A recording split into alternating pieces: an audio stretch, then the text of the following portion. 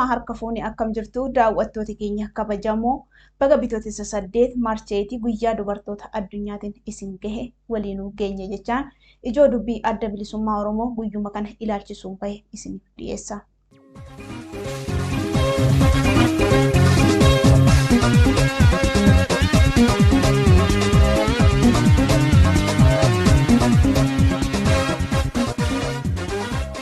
Bitootessa 8 guyyaa dubartootaa ilaalchisee ijoo dubbii adda bilisummaa Oromoo. Har'i bitootessa 8 maarcheetii guyyaa dubartoota addunyaati. Dubartoonni jireenya dhala namaa kamiifuu bu'uuraadha. Jiruu fi jireenya dhala namaa keessatti dubartoonni waan hundaadha. Dubartoonni ilmoo da'anii guddisuu fi hojii mana keessaa qofaaf akka uumamanitti dogongoraan ilaalamaa turuu ni beekama. Kun ammoo dogongora seeraa fi seenaati. Dubartoonni biyya ijaaruu, sochii siyaasaa, hawaasummaa fi diinagdee akkasumas biyya bulchuu keessatti gahee olaanoo qabu. Addunyaa kana irrattis dubartoonni dhiibbaa guddaa uumuu fi jijjiirama cimaa fiduu kan danda'anidha. Uummanni Oromoo aadaadhaan dubartootaaf kabajaa fi bakka olaanaa qaba. Sirna gadaa keessatti dubartoonni hirmaannaa guddaa qabu. Siinqee qabatanii dhiirota lolaa fi biyya isaanii akka eegan eebbisanii bobbaasu. Yoo daangaan cabee fi diinni qe'ee Oromoo seenes dursa kan uummata dammaqsu dubartootaadha. Namoota yookaan gareewwan lolan gidduu galanii nagaa buusuunis gahee dubartootaati. Akkasumallee dubartoonni Oromoo qabsoo bilisummaa Oromoo keessatti gahee olaanaa qabu. Akka ormi jedhu dubartoonni kan goota da'anii fi goota eebbisanii lolatti ergan qofa osoo hin taane dubartoonni Oromoo gootummaadhaan lolanii lolchiisanii gootummaa isaanii firaa fi diinatti agarsiisaniiru. Adda bilisummaa Oromoo keessatti dubartoonni Oromoo aarsaa qaqqaalii kafaluun mirga abbaa biyyummaa Oromootiif falman hedduudha.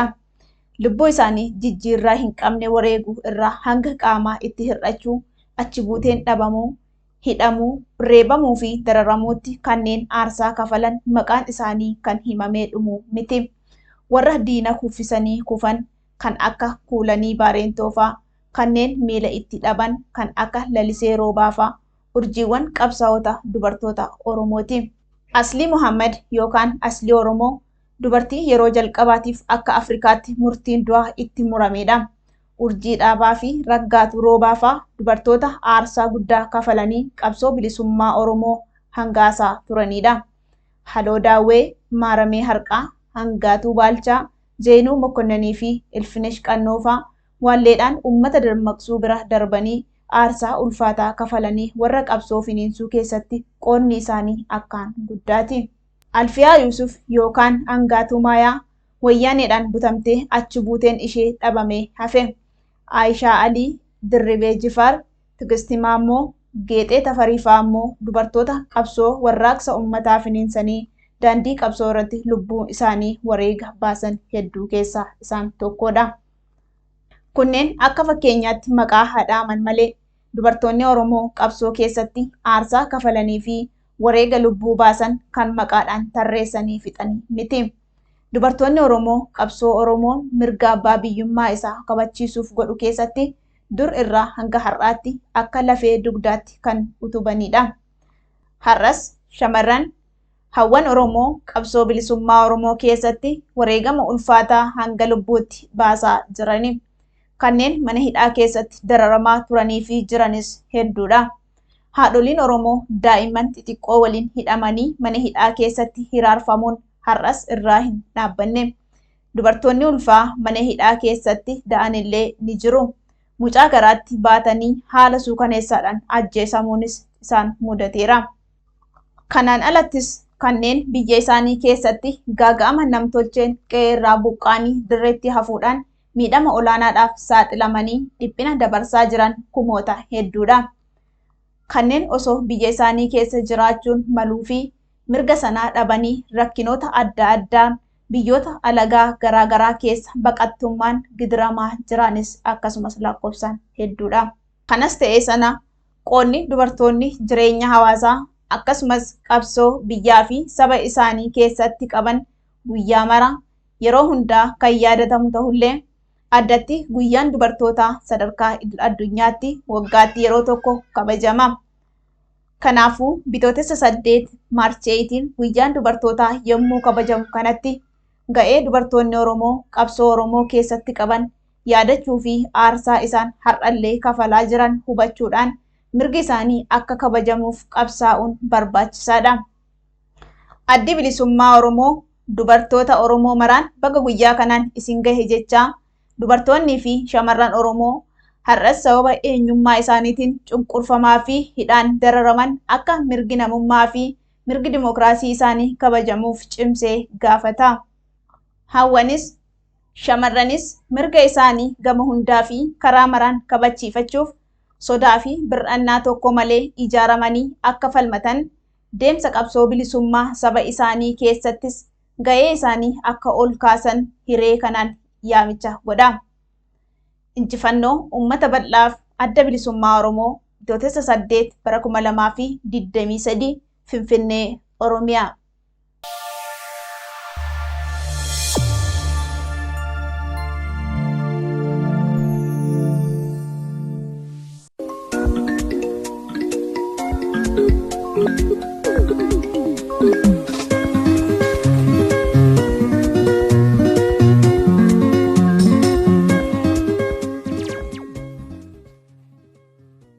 Tole galatoomii ani maqaan koo Birqee Angasaan jedhama.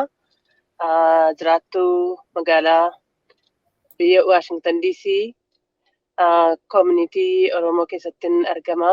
Miseensa koree dubartoota idil addunyaa kan Washington DC keessaa miseensadha.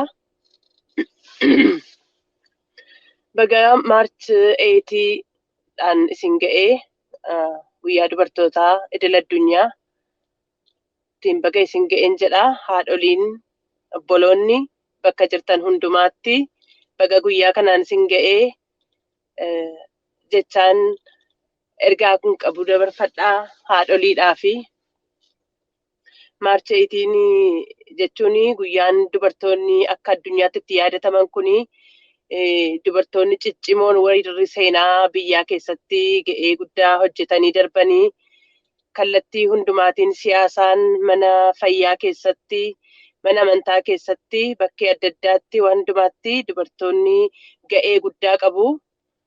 Dubartoonni dugugguruu duddaati biyyaafis bakka hundumaatti iyyuu baga guyyaa kanaan isin ga'e isin jaboodhaa cimoodhaan jedha. Keessattuu immoo haadholiin daa'imman shamarran biyya keenya keessatti miidhaa adda garaa dandamatanii har'a geessanii beela lolatuun jedhin waa hunduma isaa rakkina hundumaa dandamattanii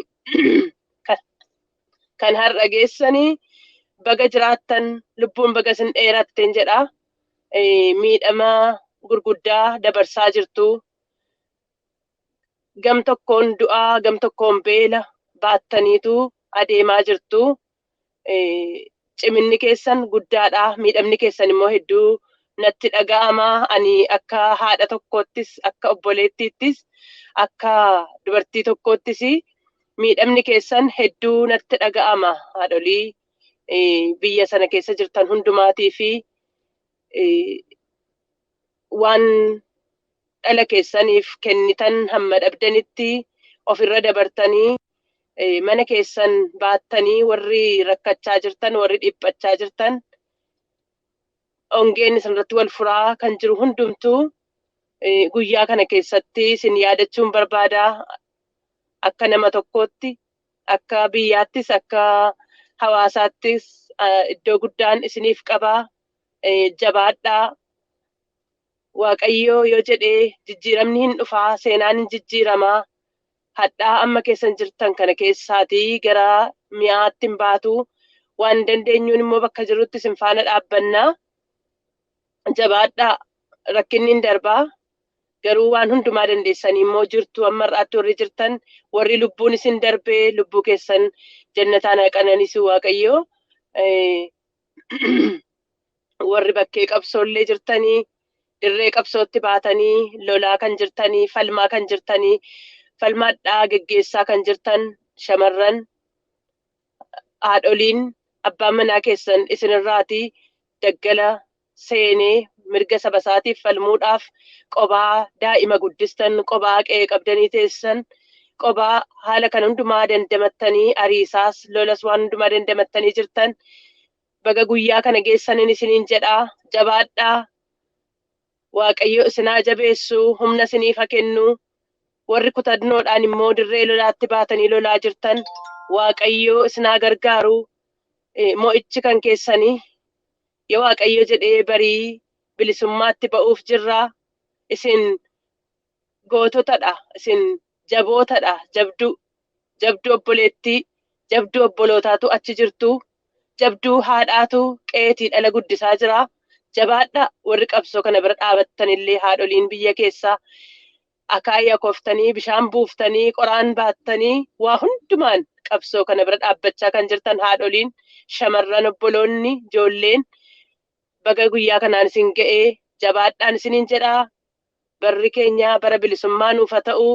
Waaqayyo lafa isin jirtanitti isinii wajjin haa ta'u. Waan dandeenyuun isin bira dhaabbannaa, isinii wajjin adeemnaa. Gara fuulduraattis akka dubartii idil addunyaa Waashingtan DC'ttis isin faana dhaabbannaa. Waaqayyo isin haa eebbisu. Ayyaanni kun ayyaana gaarii isiniif haa ta'u. Jaboota keenyadha isin warri dirree qabsoo jirtan, warri wareegaman illee kana keessatti isaan warra qabsoo injifatee ofii isaaniif aarsaa nuuf ta'ee nun garbummaadhaa baasuuf ofii isaa qaalii, lubbuu isaa qaalii kennedha. Baga guyyaa kana geessanii warri lubbuudhaan hin jirre guyyaan kun guyyaa addaati isinii fi isin kana keessatti akka addaatti yaadamtantu jabaadhaa. Galatoomaa. Ulfaadhaa. Galatoomaa. Isinillee eebbifamaa. Jabaadhaa. Waaqayyo isin duukaa ta'u. Barri bara bilisummaa nuuf haa ta'u.